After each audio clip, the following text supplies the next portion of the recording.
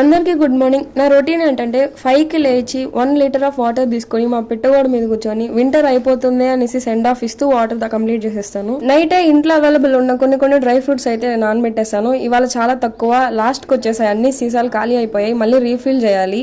సరంటే అల్లం కొన్ని రోజులుగా బయట పెట్టున్నా, స్ప్రౌట్స్ వచ్చేసింది, ఇంకా డైరెక్ట్ గా నాటితే చెట్లు వచ్చేస్తాయి.